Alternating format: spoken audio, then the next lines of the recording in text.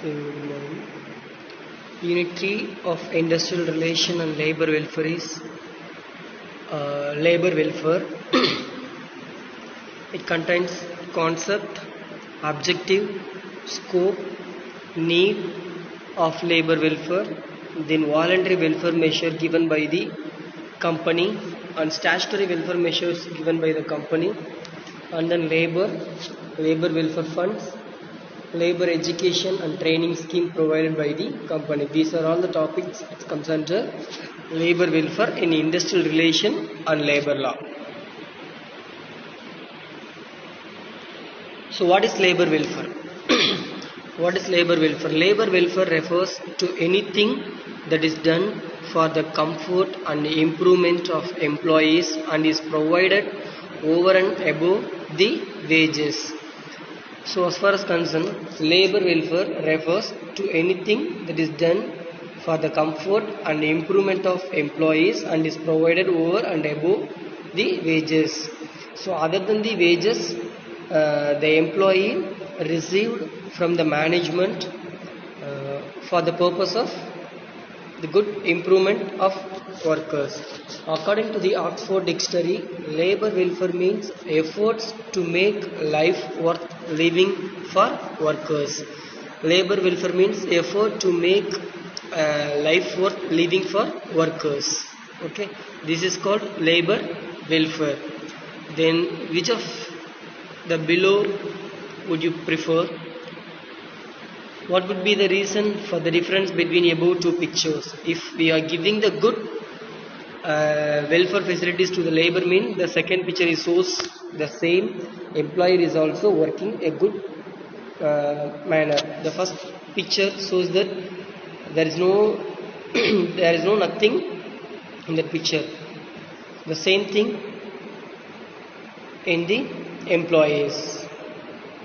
Then employee benefits. What are all the benefits given by the company to the employees means, the first one, health insurance. So most of the companies providing health insurance to the employees. Then dental insurance. So some of the companies are providing dental insurance to the employees and life insurance. Most all the companies are providing life insurance to the employee. Then a retirement plan. So after the 60 age of employee, they are giving a retirement plan from the company. Then vision care benefit also they are given. Then fitness. So fitness, that facilities are provided by the company to the employee. Then paid vacation leave. So every year they are giving paid vacation leave to the employee. This is also a good motivation to the employee. Then personal leave. So personal leave, they are providing personal leave to the employee. Then sick leave. So on behalf of medical leave, the sick leave provided to the employee. Then child care. So child care means they are giving some educational facilities to the employee's child. These are all the benefits given to the employee by the employer.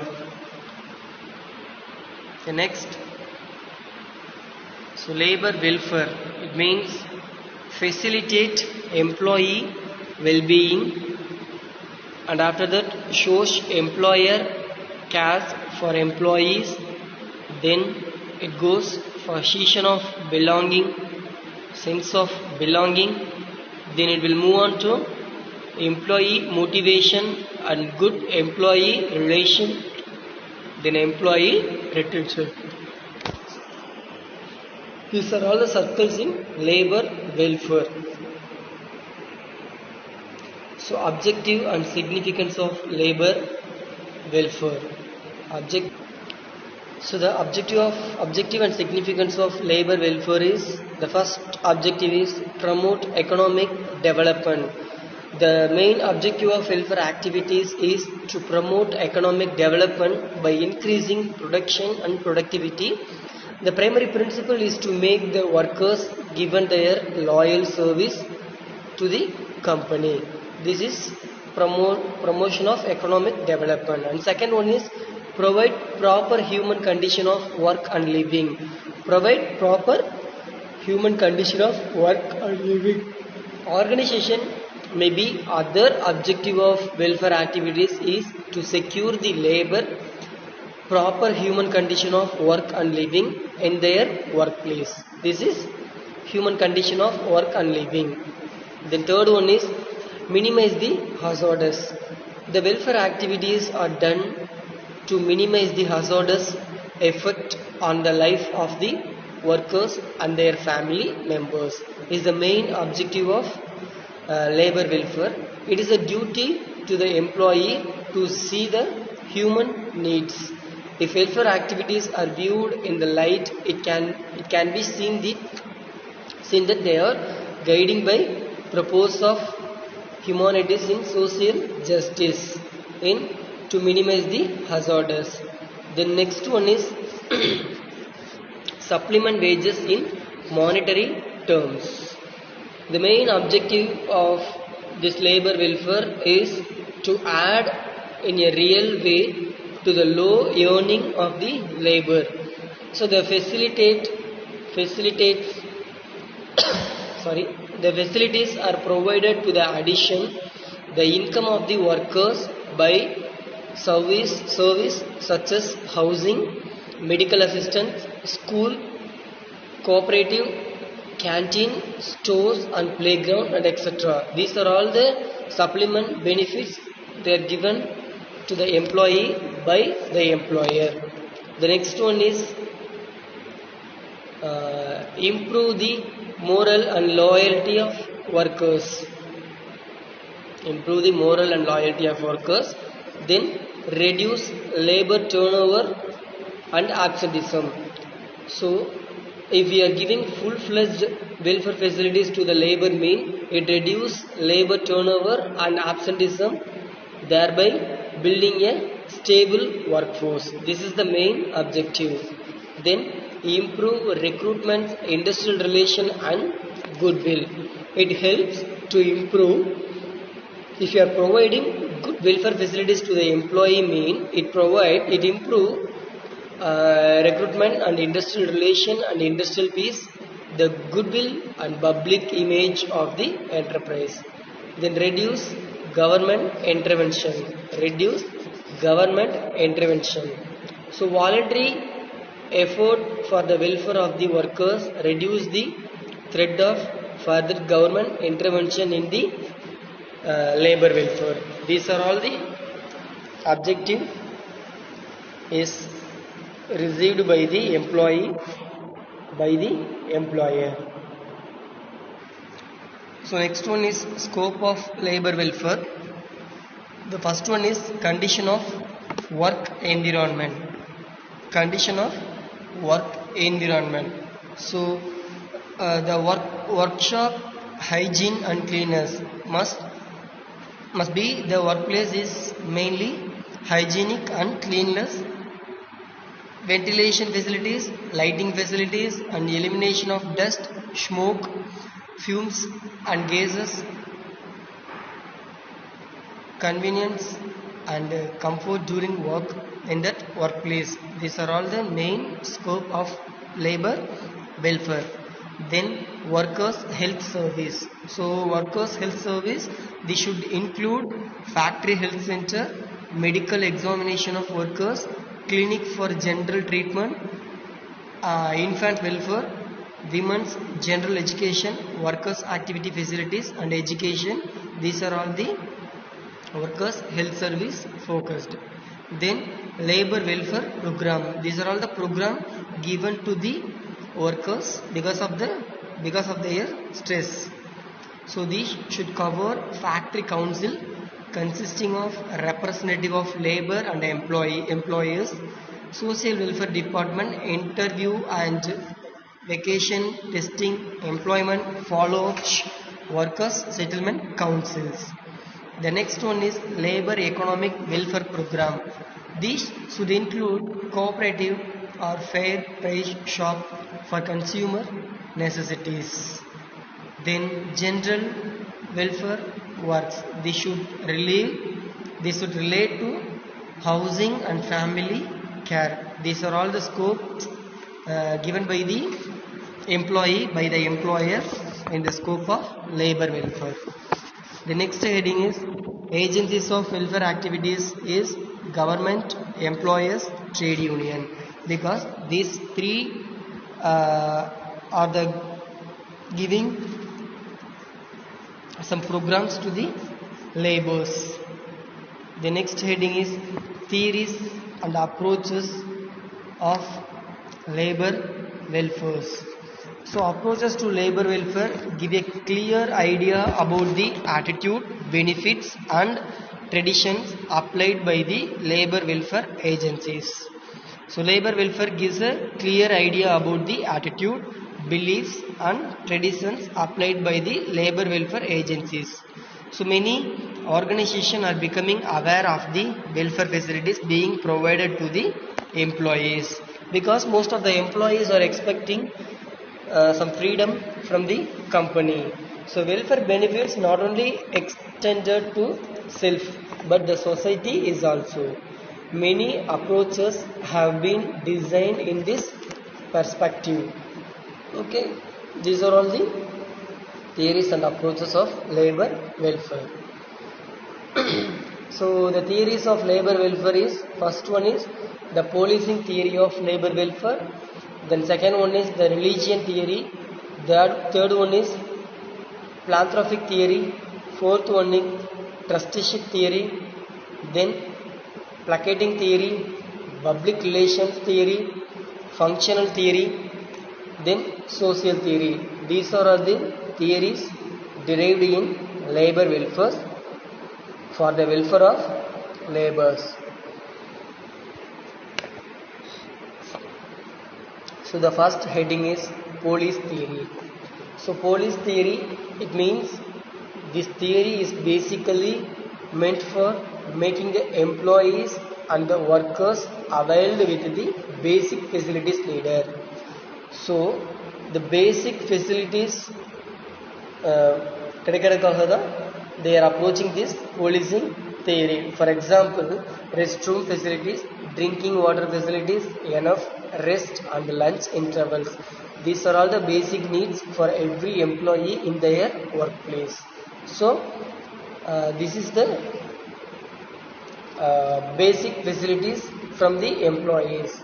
In this approach, the government has introduced the practices to control the exploitation of workers by their management or employer. In this approach, the government has introduced the practice to control the exploitation of workers by their manager and employer. Heavy workload and less payment, very small time intervals, no freedom for speech. These are all the problems faced by the employee in their workplace. So the policing theory helps the employee to receive all the benefit relating to their basic needs. The second theory is religion theory.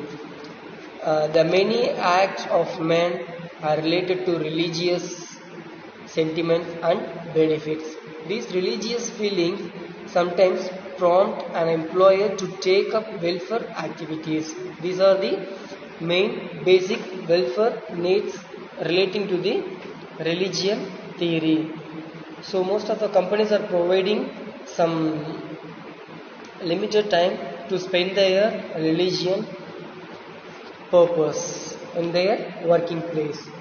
Then the third theory is philanthropic theory. This is a benevolent approach which has keen interest in giving strategy. Through the strategy, they are providing some benefits and welfare to the employee. Provisions for good conditions of work, daycare facilities for children, canteen facilities, washing facilities to the employee. These are all the basic needs to the employee in their working place. And rehabilitation of disabled people, working boys or girls, hostel facilities, donation of NGOs. So if the persons are disabled or handicapped people are working in our company, we should maintain a proper rehabilitation facilities and some good facilities relating to their disabled peoples. Then the fourth theory of labor welfare is trusteeship approach. So trusteeship approach, in this theory, the owner, occupier or the employer, or the employer holds the funds for the industry in a trust. Through the trust, most of the companies are running their business. So the occupier or owner or employer are holding the shares of the company.